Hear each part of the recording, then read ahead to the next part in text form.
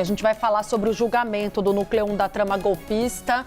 Próxima semana tem ainda julgamento em curso com o voto do ministro Alexandre de Moraes, é o relator da ação penal, em que o ex-presidente Jair Bolsonaro e outros 7 réus respondem pela tentativa de golpe de Estado.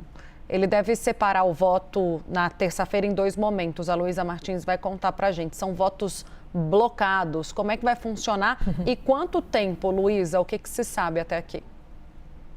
Vamos lá, Tainá Uribe. O ministro Alexandre de Moraes é o relator da investigação, então por isso ele vai ser o primeiro a votar na sessão de terça-feira, que está prevista para começar às 9 horas na primeira turma do STF. E a ideia é de que ele leve pelo menos 3 horas lendo o seu voto. É um voto que, para além da questão do plano de golpe como um todo, vai trazer sim uma série de recados sobre a soberania nacional, sobre a independência do Poder Judiciário, sobre as tentativas de obstrução ao avanço dessa investigação, dessa ação penal sobre a trama golpista, e isso é uma leitura de bastidor com base no que o ministro Alexandre de Moraes disse ao fazer uma introdução antes de ler o relatório da ação penal ao longo dessa semana, na terça-feira dessa semana. Então, a gente pode esperar uma série de novos recados aí em relação ao voto do ministro Alexandre de Moraes, que é um voto que, como eu disse, promete ser bastante longo.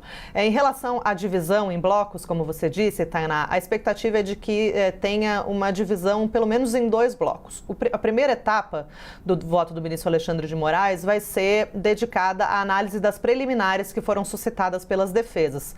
Preliminares como a questão da competência do STF para julgar a ação penal. Muitas defesas entendem que o STF não é a instância competente, que as pessoas, os réus, não têm foro por prerrogativa de função e por isso deveriam estar sendo julgadas na primeira instância. Esse é um ponto que o ministro vai afastar no seu voto.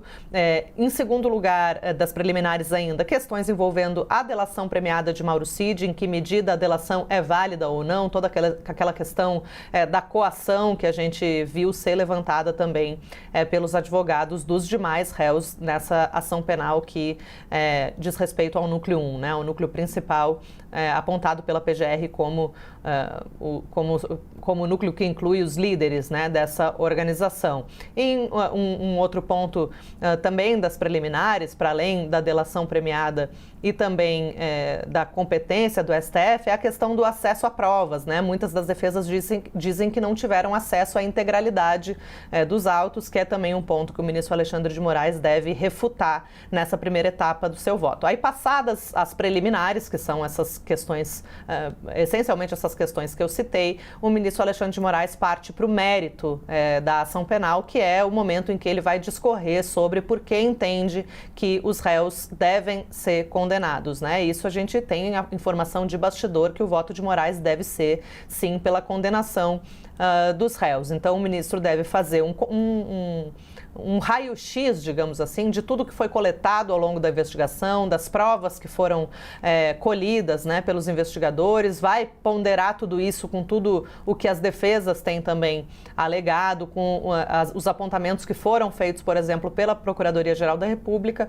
no sentido de haver um indicativo de autoria e materialidade por parte dessa organização principal em relação à organização, a orquestração dessa tentativa de golpe, principalmente ali no fim de 2022, depois que Bolsonaro perdeu a eleição em outubro. Então, essa vai ser mais ou menos a divisão do voto do ministro, preliminares e mérito. O que tem dúvida ainda, Tainá Uribe, é se nessa parte do mérito o ministro já vai indicar as penas, já vai colocar ali o que ele entende ser adequado como cálculo da dosimetria da pena, ou se isso vai ficar para um momento posterior. Mas a expectativa é de um voto bastante longo e, em seguida, do ministro Alexandre de Moraes, votam os demais membros da primeira turma.